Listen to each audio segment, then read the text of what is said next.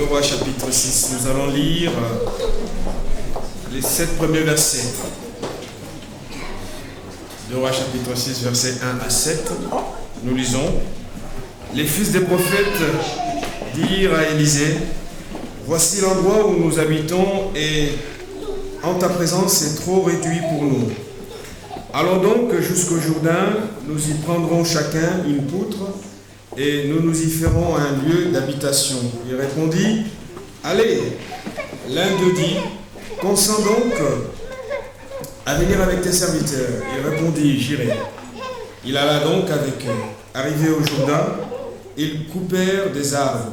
Comme l'un d'eux abattait une poutre, le fer tomba dans l'eau. Il s'écria, ah mon Seigneur, il était emprunté. L'homme de Dieu dit, où est-il tombé? Il lui montra l'endroit. Alors Élisée coupa un morceau de bois, le jeta au même endroit et le fit surnager le fer. Puis il dit, reprends-le. L'autre tendit la main et le reprit. Amen. Nous allons prier. Te prions Seigneur pour ta parole.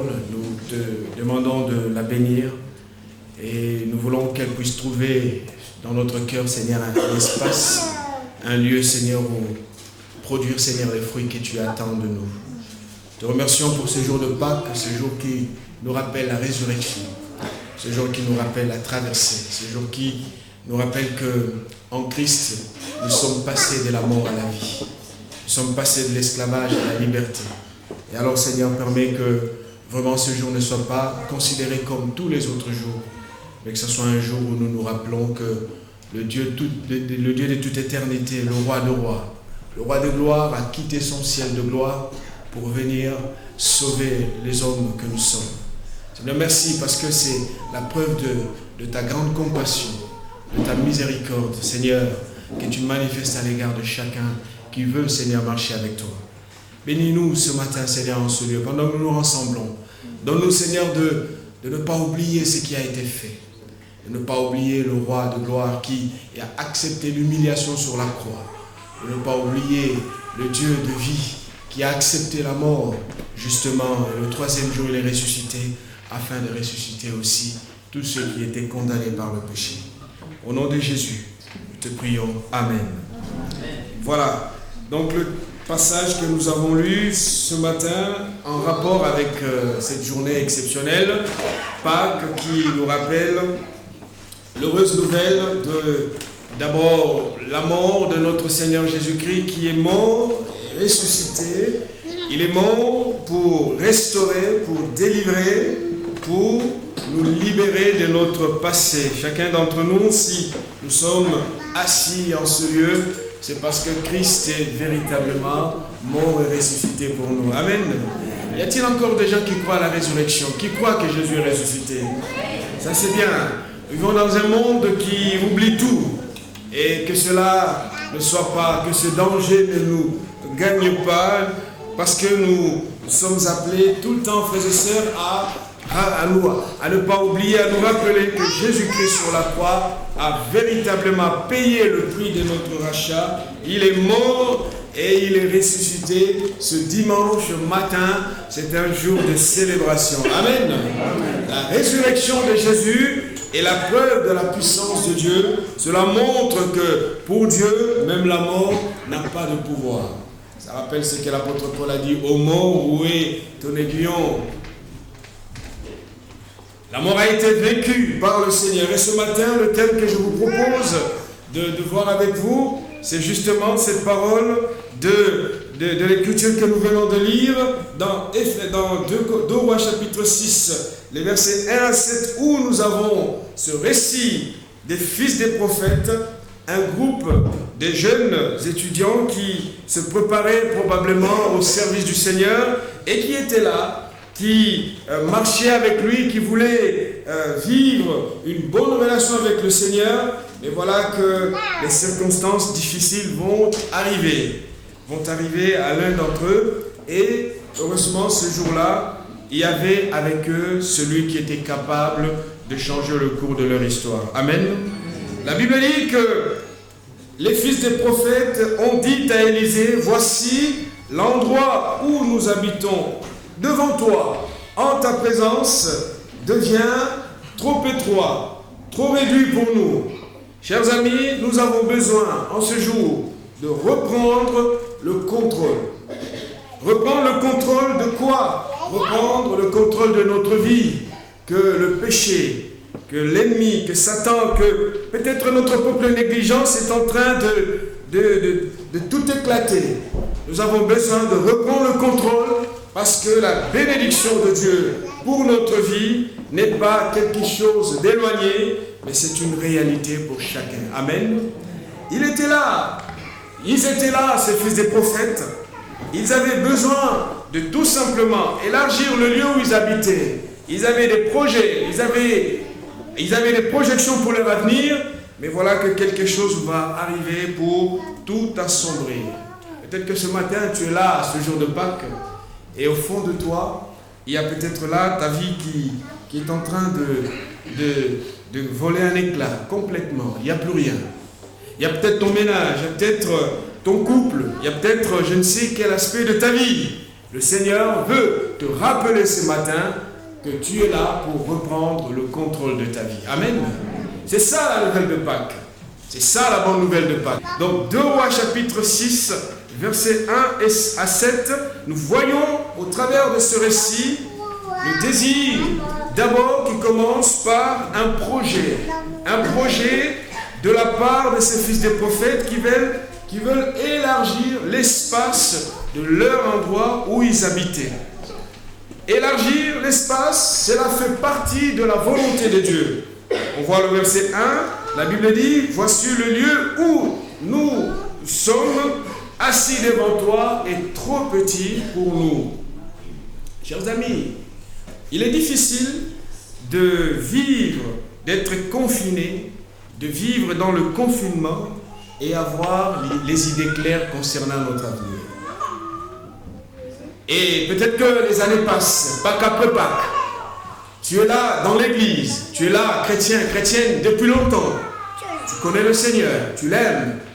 Mais petit à petit, l'adversaire a pu te placer, ou peut-être toi-même tu t'es placé dans un espace serré, dans un espace limité, dans une condition délicate. Or, la parole de Dieu dit, élargis l'espace de ta tente, qu'on déploie les couvertures de ta demeure, ne retiens pas, allonge tes cordages et affermis tes pieux.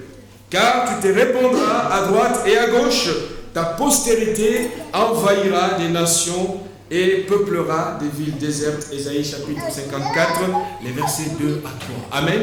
Amen. Élargis l'espace de ta tente. Si Dieu nous a appelés en Jésus-Christ, ce n'est pas pour que nous puissions sombrer dans l'église. Au contraire, nous avons été appelés par Dieu pour que nous puissions aller plus loin avec lui.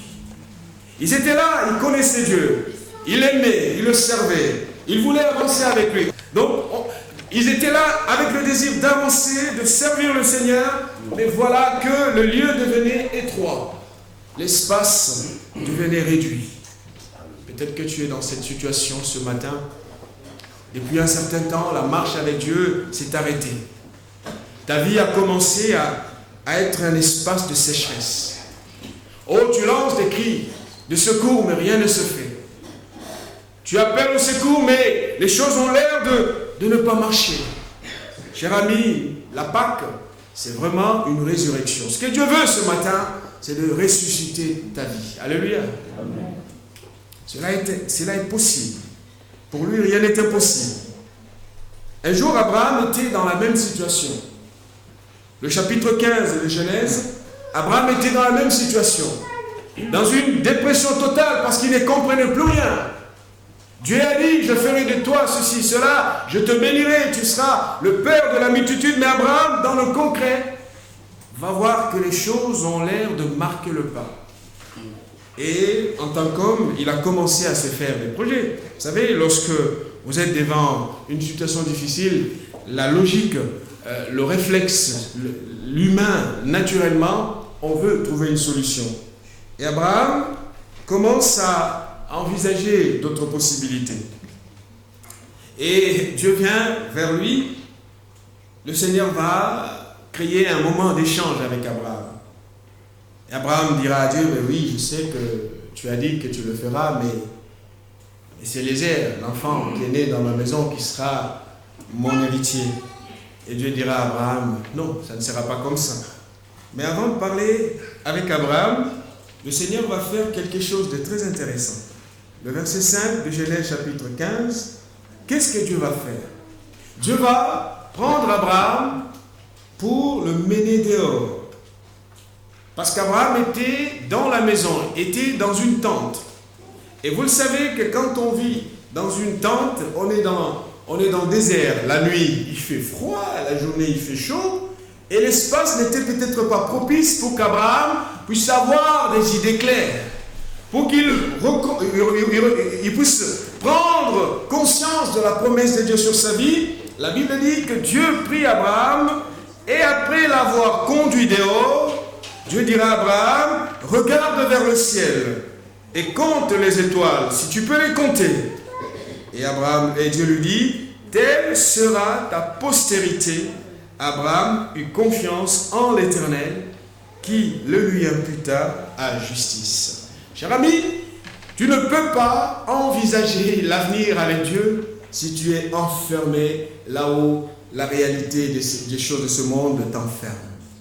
Laisse-toi conduire par le Seigneur. Laisse-toi diriger par lui. Amen. Et quand Dieu prie Abraham, le conduisit dehors, il lui dit, regarde. C'est alors qu'Abraham va lever les yeux et effectivement il va voir que la promesse de Dieu est plus grande que l'enfermement dans lequel je suis. Peut-être que tu es enfermé.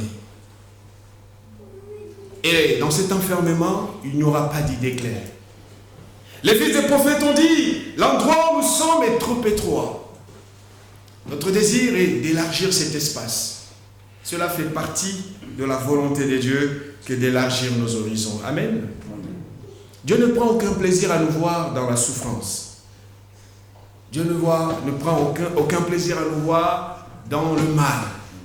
Être piétiné constamment par l'adversaire. Au contraire, son projet, comme dit la parole, c'est un projet de paix et de bonheur pour chacun d'entre nous. C'est pour cela que Jésus est venu. C'est pour cela qu'il a quitté le ciel. C'est pour cela qu'il est mort sur la croix. C'est pour cela qu'il est ressuscité en ce jour que nous célébrons, pour rappeler que sa volonté réellement est de nous bénir. Vous savez, lorsque Satan veut détruire la vie d'un enfant de Dieu, il commence toujours par l'isoler. Il commence toujours par l'enfermer. Il va le détacher du reste du troupeau pour le conduire dans un endroit d'isolement. L'exemple simple, lorsque j'aime bien regarder National Geographic, c'est ça, hein, la chaîne au monde des animaux et tout ça, c'est très intéressant. Alors un jour, je regardais, si ça se trouve même sur YouTube, vous pouvez aller regarder.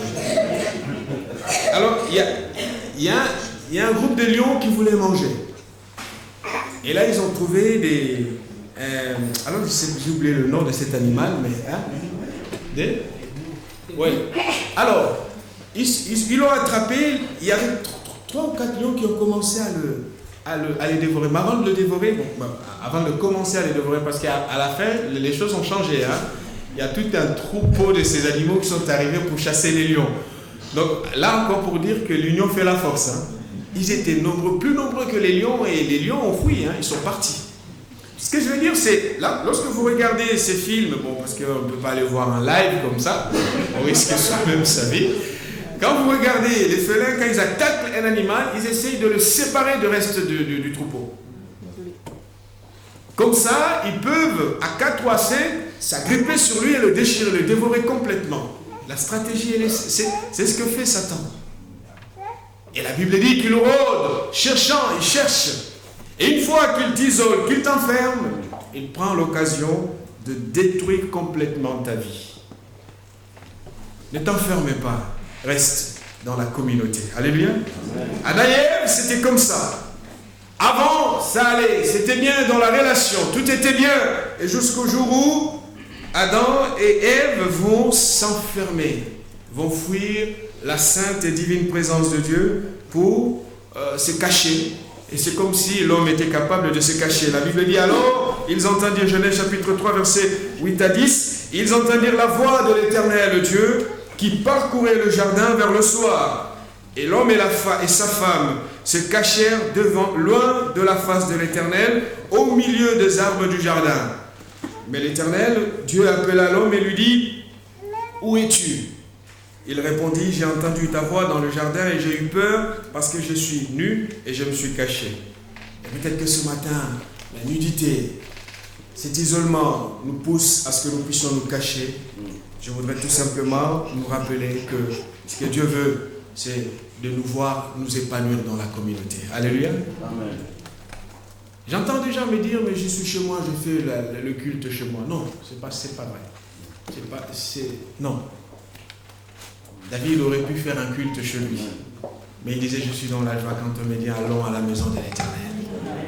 Et je rappelle que David avait des prophètes dans sa cour. Et je rappelle que David avait une équipe. Il aurait pu le faire. Mais la joie, c'est d'aller dans la communauté de l'Éternel. Ne te laisse pas enfermer, parce que c'est ce que Satan veut. En ce jour de Pâques, si notre espace est réduit, nous devons crier et nous devons avoir le désir de le voir s'élargir. Jésus a dit, le voleur ne vient que pour dérober, égorger et détruire. Et il n'y aura pas d'amitié, il n'y aura pas Satan ne nous fera pas cadeau. Ce matin, si tu es là, mon cher ami, mon frère, ma soeur, je voudrais tout simplement t'inviter vivement, de tout mon cœur, à envisager, à rentrer dans la promesse de Dieu et laisser le Seigneur te bénir et te combler de ses bénédictions. Amen. Jusqu'à quand laisseras-tu ta vie se détruire? Jusqu'à quand? Regarde, ils ont dit à Élisée, là où nous sommes, le lieu est trop étroit. Permets que nous puissions avoir ce projet de l'élargir et de nous développer autrement. Mais voilà que dans ce désir, un souci va arriver. Et une situation difficile va se passer. Parce qu'au verset 5 de 2 Rois, nous lisons le verset 5, « Arrivés au Jourdain, ils coupèrent des arbres. Comme l'un d'eux abattait une poutre, le fer tomba dans l'eau. Il s'écria, « Ah, mon Seigneur, il était emprunté. » Ce jeune homme était là, motivé, avec le désir de voir le projet aller plus loin. Il voulait que ça marche, il voulait que ça réussisse. Et voilà que l'imprévu va arriver. On entend souvent les gens dire que si cela t'arrive, c'est parce que tu as péché. Rappelez-vous des trois amis de Job qui pensaient que Job était puni par Dieu parce qu'il aurait commis un péché. Chers amis, ce n'est pas le péché. Je ne vois pas quel péché ce jeune homme avait commis pour être devant une situation difficile. Il nous arrive parfois de constater que notre rêve est dans l'impasse. On avait voulu faire ceci pour être heureux. Mais voilà, en retour, ce qui nous arrive, c'est la souffrance, c'est la misère. Est-ce que de là, nous dirons que nous avons commis forcément un péché? Non. Chers amis, ce matin, c'est que Dieu veut, justement, même s'il y a une impasse devant nous, le Seigneur sait et le Seigneur veut, justement, nous en délivrer. Amen. Amen. Ah, il était emprunté. Et à l'époque, avoir une hache, tout le monde ne l'avait pas. Et d'autant plus que c'était des étudiants en théologie. C'était des chrétiens, des disciples, des gens qui voulaient suivre le Seigneur. Dans des communautés où l'argent n'était pas donné à tout le monde. C'était un métal qui coûtait cher. Un instrument qui était cher. Et il se met à pleurer. Il s'est dit, mais qu'est-ce que je vais faire? Parce que tout celui qui perdait une hache de quelqu'un d'autre était contraint à servir le propriétaire de la hache pendant plusieurs années. Et ce jeune homme voit sa vie complètement sombrer. Au départ, tout partait des bonnes intentions, mais pendant que cela se faisait, la souffrance va arriver et il se pose des questions. Que faire? Peut-être que ce matin, ta vie est dans l'impasse. Tes projets sont complètement flous. Au moment où tu es parti des bonnes intentions, tu te dis, mais j'ai fait ceci pour faire cela. Et voilà que la souffrance arrive. Une souffrance qui arrive, nous n'allons pas la résumer comme étant la conséquence d'un péché quelconque. Ce que ce jeune homme va faire, c'est il va se retourner vers la personne qui est capable de changer sa vie. Il va dire à Élisée, mais je l'avais emprunté. Et lorsque nous lisons le texte, nous voyons que il semble que c'est le même jeune homme qui a supplié Élisée d'aller avec eux. Le verset 2 dit, l'un d'eux dit, et le verset 2, oui, verset 3 plutôt, verset 3 et 5, semble montrer que c'était le même garçon qui a imploré, qui a supplié le prophète de les suivre. C'est le même qui se retrouve dans une situation difficile, mais heureusement, parce que dans sa recherche de solution, il s'est retourné vers l'homme qui était capable de changer sa vie. Si ce matin, mon ami, mon frère, ma soeur, tu te retournes vers Jésus, lui seul est capable de tout changer dans ta vie. Amen. Je l'avais emprunté. Je l'avais emprunté. Seigneur, fais quelque chose. Je l'avais emprunté. Seigneur, viens à mon secours. Ça rappelle cette parole encore de Jésus qui dit, je suis le cep, vous êtes des sarments. Celui qui demeure en moi et en qui je demeure porte beaucoup de fruits, car sans moi, vous ne pouvez rien. Sache que si Dieu n'est pas avec toi, tu ne feras rien de concret. Alléluia. On peut toujours faire des choses selon soi. Mais quand l'impasse sera là, et on sera dans l'impasse, lorsque la souffrance, la douleur sera là, et que nous sommes désarmés complètement, parce que ce qui est tombé, le fer qui tombe, et tombe au fond d'un fleuve. Hein. Et il s'est dit, mais qu'est-ce que je vais faire? Si je plonge dedans, ça sera difficile, à moins qu'il soit un maître nageur. Hein. Et même si vous êtes maître nageur, ça dépend du courant d'eau qui passe par là. Et il faut avoir des lunettes. C'est aujourd'hui que nous avons des lunettes, on peut voir même jusqu'au fond des mers et des eaux. Il ne savait pas quoi faire. La seule solution, c'était de regarder vers celui qui était capable de faire un miracle. Peut-être que tu ne sais plus quoi faire par rapport à ta situation.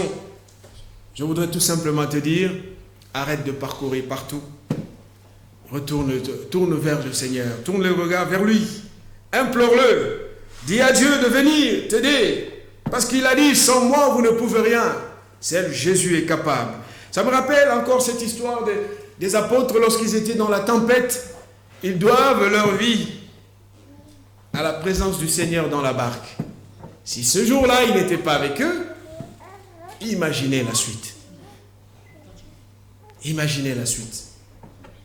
Vous savez, ne cherchons pas à bâtir, ne cherchons pas à construire, ne cherchons pas à envisager quoi que ce soit si Dieu n'est pas avec nous. David a dit, avec Dieu nous ferons des exploits. Avec Dieu, ensemble avec lui, c'est alors qu'il y aura des exploits.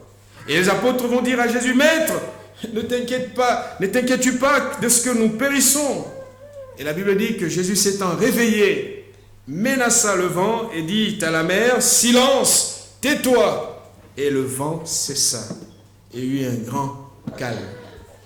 Jésus est capable aujourd'hui encore, parce qu'il est ressuscité d'entre les morts, parce qu'il a vaincu la mort, parce qu'il a vaincu l'ennemi, parce qu'il a vaincu le péché, de ressusciter ta vie et de te donner un nouveau départ. Amen.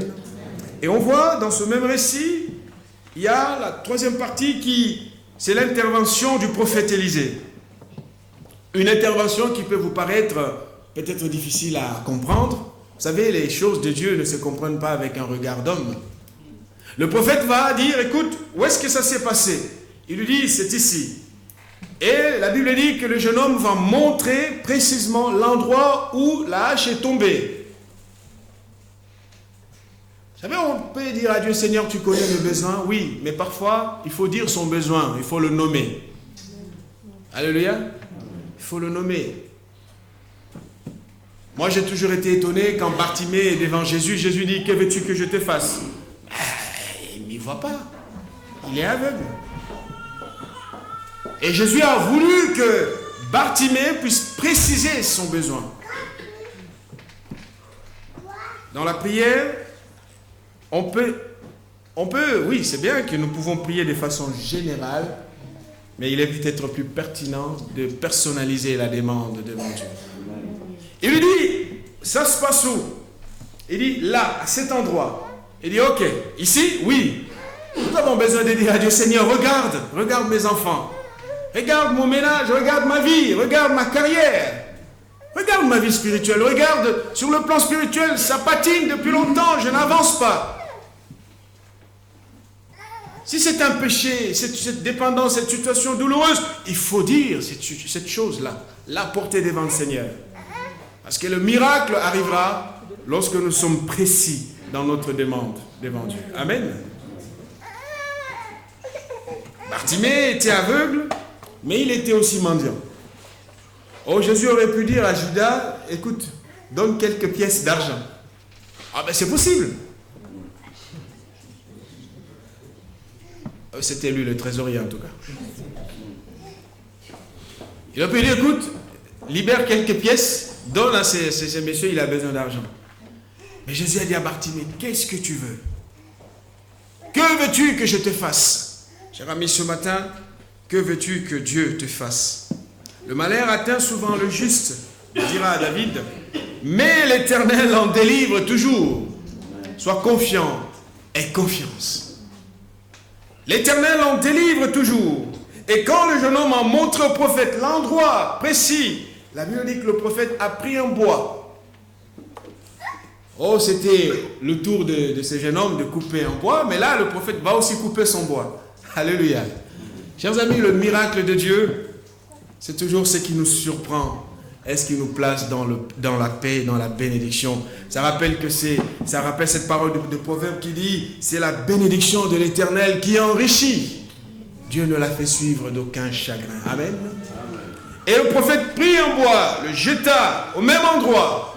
Et la Bible nous dit que le fer est remonté après que le bois soit descendu et touché le sol, touché le fond des eaux.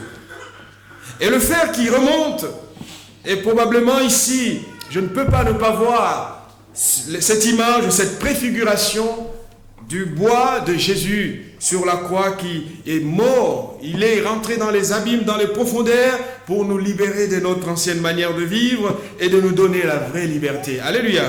Oui, le bois tombe, préfiguration de Christ, et c'est ce que Paul dira. Paul dira que tout cela n'est que l'ombre de choses à venir, la réalité est en Christ. Si Jésus ne vient pas, si Jésus ne prend pas la direction de ta vie, si Jésus ne vient pas à ton secours, sache que par tes propres moyens, tu n'arriveras pas. On peut faire le tour des médecins, on peut faire le tour des spécialistes, on peut faire le tour des amis, on peut faire le tour de tout ce qu'on veut, mais c'est Jésus qui change tout. Alléluia.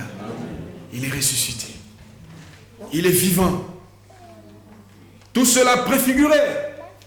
Parce que ça peut choquer la compréhension, l'entendement, l'intelligence. Mais un bois qui descend entre le fer et le bois. Chers amis, dites vous-même, qu'est-ce qui est plus léger? Le bois. Vous savez, avec Dieu, les choses de Dieu, parfois, si on réfléchit avec l'intelligence humaine, on arrive devant un mur, on ne comprend plus rien. On n'explique pas un miracle. C'est l'histoire du jeune homme qui a été guéri par Jésus. Alors un jour, Jésus le trouve dans le temple, il était aveugle. Il est guéri, un miracle s'opère, et il revient chez lui, ses parents disent, mais qu'est-ce qui s'est passé? Ah non, en tout cas, les explications que vous voulez, je ne sais pas. Tout ce que je sais, c'est qu'auparavant j'étais aveugle, maintenant je vois. Alors ça va créer du remue-ménage partout. Et les sacrificateurs vont poser la question, mais c'est quoi le problème? Donne gloire à Dieu. Mais il dit, mais je ne vous comprends pas. J'ai l'impression que vous aussi vous voulez devenir ses disciples.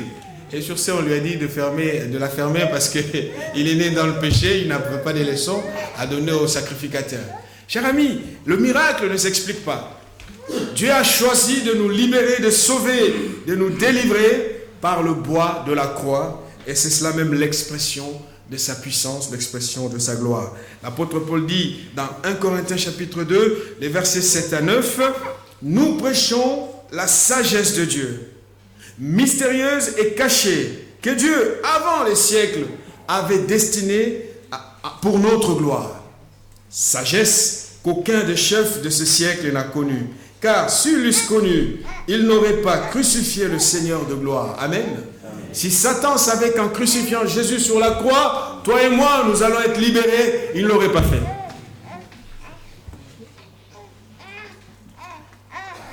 S'il savait qu'en crucifiant Jésus sur la croix, les malades seront guéris, les captifs seront libérés, il aurait arrêté le projet.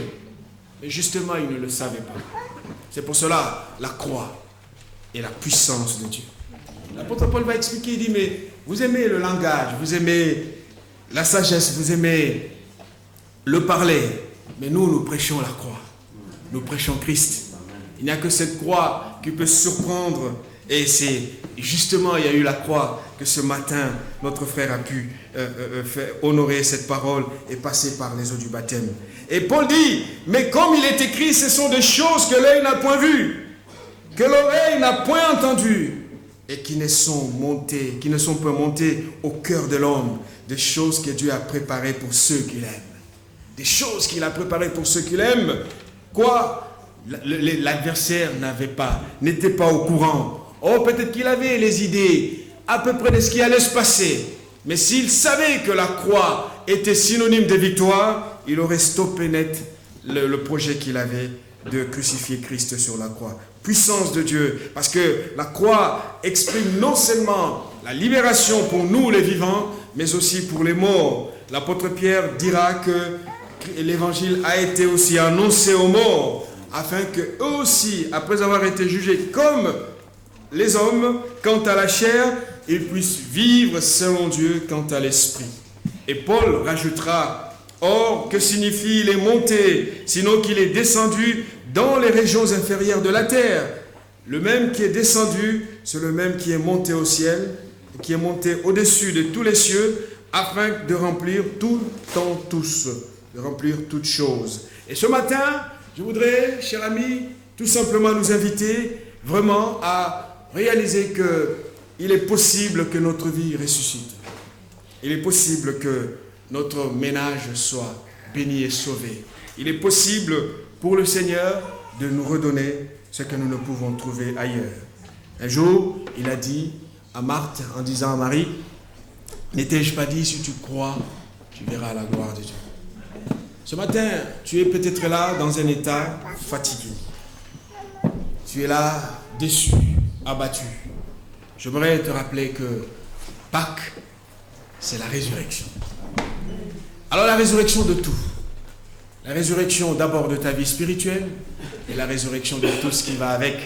Jésus a dit, la vie éternelle qu'il nous donne, c'est une vie avec abondance. Amen. Un jour, les apôtres vont poser la question, écoute, nous avons tout quitté. Et c'est vrai, beaucoup ont tout quitté. Il y avait des péagers, il y avait des pêcheurs, en fait pêcheurs, des spécialistes de la pêche. Il y avait des artisans, ils étaient là. Et ils se retrouvent en train de le suivre. Lui qui n'a ni adresse, ni compte en banque. Alors ça va commencer par réfléchir.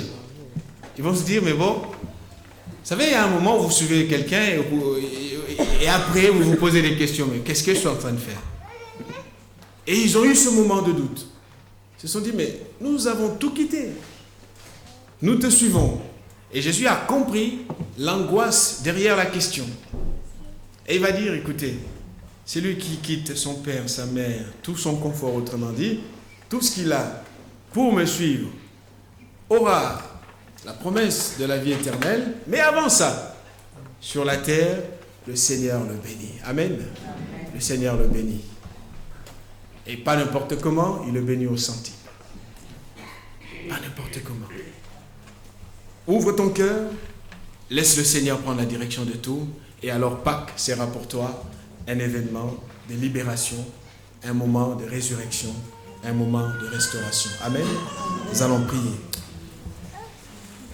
Je vais demander à Jean-Fils et au groupe de louanges de revenir. Nous allons chanter ce chant Christ est roi. Et pendant ce temps, nous allons élever notre voix pour adorer Dieu. Depuis que nous sommes arrivés, nous ne l'avons pas encore fait là. Nous allons vraiment bénir celui qui est mort et ressuscité. Aujourd'hui, c'est un jour exceptionnel, mon frère, ma soeur. C'est un jour de victoire. Ne te laisse pas abattre. Ne te laisse pas décourager.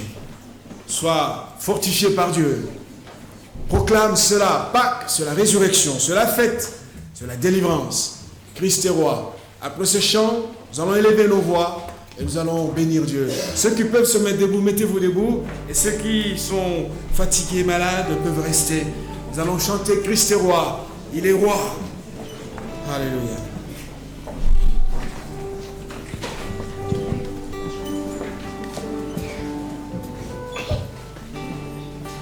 Christ est roi.